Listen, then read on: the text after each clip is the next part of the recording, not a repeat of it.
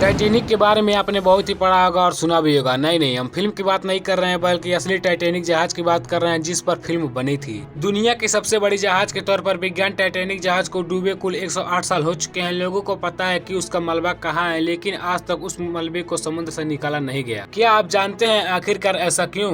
दोस्तों, पूरी धरती पर 71% पानी है, 29% स्थल भाग यानी जमीन है। समुद्र वाला भाग इतना विशाल है कि जिसकी हम कल्पना भी नहीं कर सकते, और इसी विशाल का समुद्र के नीचे हजारों रहस्य हैं जिनके बारे में हमें पूरी तरह से पता भी नहीं है। और इन्हीं सब रहस्यों में एक कहानी है टाइटैनिक जहाज की। टाइटैनिक जहाज को लेकर हमेशा यही कहा जाता था कि वो कभी डूब नहीं सकता, फिर भी वो डूब गया। 15 अप्रैल 1912 को ये विशालकाय जहाज डूब गया था और इसके 73 साल बाद ही लगभग यानी कि 1985 में इसे ढूंढा गया। लेकिन उसे ढूंढने के 38 साल बाद ही इस जहाज को समुद्र से बाहर नहीं निकाला जा सका। तो अब सवाल ये उठता है कि आखिरकार इसे समुद्र से क्यों नहीं निकाला जा सका। आपको बता दे, टाइटैनिक जहाज डूब जाने के बाद वैज्ञानिकों ने इसे जी जान से ढूंढने की कोशिश की। आखिरकार 1985 में अमेरिकी नेवी ऑफिसर्स और आर्कियोलॉजिस्ट रॉबर्ट बेलट ने अपने टीम के साथ टाइटैनिक जहाज को ढूंढने के मिशन पर निकल पड़े। फिर उन्हें पता चला टाइटैनिक कहां और किस जगह पर है। जहाज को ढूंढने के बाद कई रहस्यों का पता चला जिसने पूरी दुनिया को हैरान कर दिया।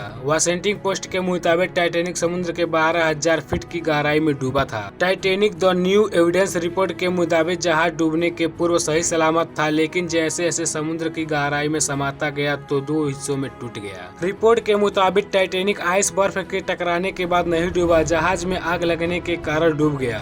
खोजकर्ताओं को जब ये जहाज का मलबा मिला तो पता चला कि कई सारे चीज वैसी की वैसी ही हैं। जहाज को बाहर निकालने की बहुत सारी कोशिश की गई, लेकिन वैज्ञानिक ये जान गए थे उसे बाहर निकाल पाना लगभग नामुमकिन है। लेकिन हाईटेक सबमरीन और पावरफुल मैग्नेटिक टेक्नोलॉजी की वजह से शायद उसे बाहर निकालने की कोशिश की जा सके।